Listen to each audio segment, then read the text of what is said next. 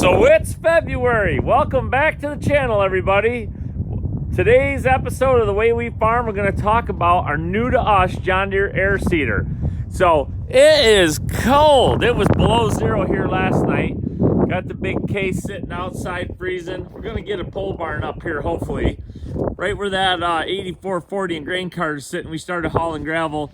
Well, we ran out of time and money to get the barn up this year, but we want to talk to you about our John Deere 1990 air seeder we just bought, the pull with the 400.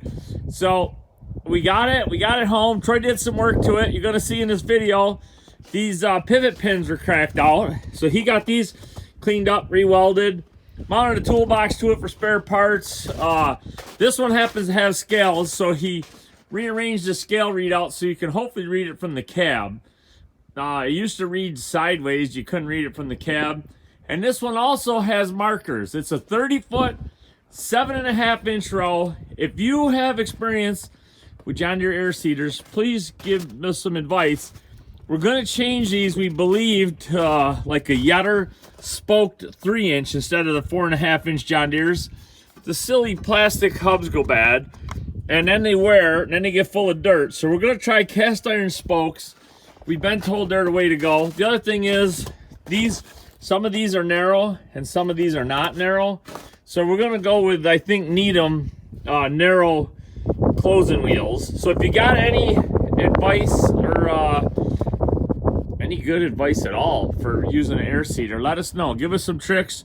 Most everything seems tight on it. Low acres, come out of Pennsylvania. We got it hauled home. My buddy hauled it home. Gladiator's out here freezing too. So next year, hopefully these are all in a barn, but for now, we're gonna make it work. So we're gonna try planting some soybeans with it. We're gonna try planting our wheat, our winter wheat with it, and a lot of our cover crops through it. So we're also gonna try some alfalfa, get the smaller wheels. So if you got any advice, comments, please send them along, and we're excited to see this baby in the field. Let's see how this journey works out for us.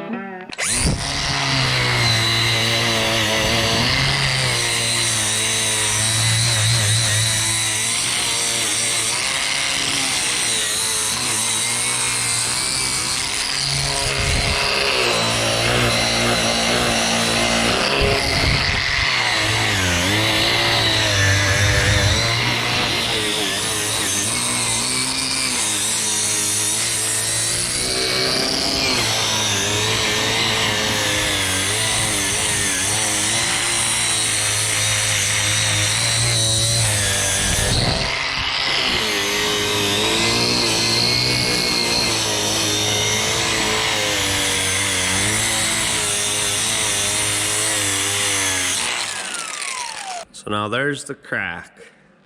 It's a little more clear now that the paint's gone. All right, we've got it prepped, got it wire wheeled, ground down. Now in most cases, I'm sure some guys would stick weld this. All we have is a Miller-Matic 252 MIG welder. Goes up to 1/2-inch steel. This is 1/4-inch steel with a big solid pipe. So we're gonna crank it up high, see what happens. As you can see, we got it ground down. The main crack is down here at the bottom, so we're gonna fill that in first. Then we're gonna grind that smooth, and then we'll fill in the rest of this with big weld. Stay tuned.